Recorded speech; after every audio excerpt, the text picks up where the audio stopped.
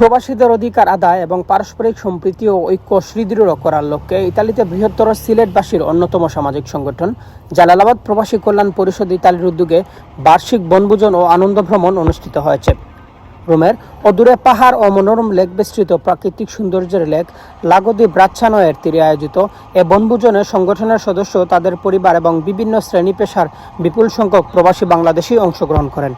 Euro Bangla tours বারিয়াম থেকে 2027 সালের হজ বাংলাদেশ হইয়া আমরা বুকিং নিলাম। Economic package starting from 5,500 pound, 5 stars package 7,200 pound.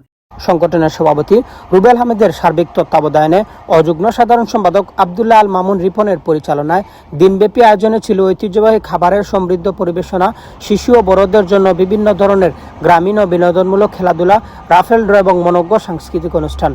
দেশাত্মবোধক গান ও লোকসঙ্গীতের মধ্য দিয়ে প্রবাসে বেড়ে ওঠা নতুন প্রজন্মের কাছে বাংলা সংস্কৃতি ও ঐতিহ্য তুলে ধরার চেষ্টা করা হয়।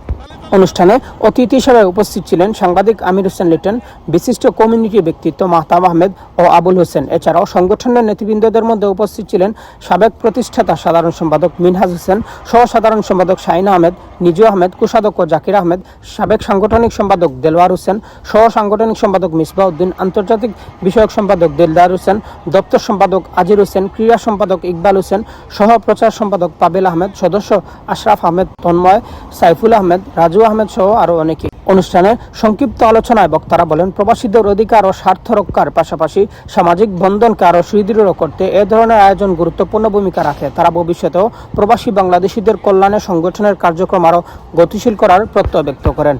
সারাদিনের আনন্দ উৎসবের শেষ লগ্নে অংশগ্রহণকারীরা আয়োজকদের প্রতি কৃতজ্ঞতা প্রকাশ করেন। তারা বলেন, ব্যস্ত প্রবাস জীবনের একঘেয়েমি দূর করে পরিবার, পরিজন ও স্বজনদের সঙ্গে এমন মিলনমেলা প্রবাসীদের মধ্যে সৌহার্দ্য, ভ্রাতৃত্ববোধ এবং পারস্পরিক সম্পর্ককে আরও দৃঢ় করে তোলে। এবং শেষে দিনব্যাপী বিভিন্ন খেলাধুলায় বিজয়ী ও লটারির ড্রতে বিজয়ীদের আকর্ষণীয় পুরস্কার প্রদান করা হয়।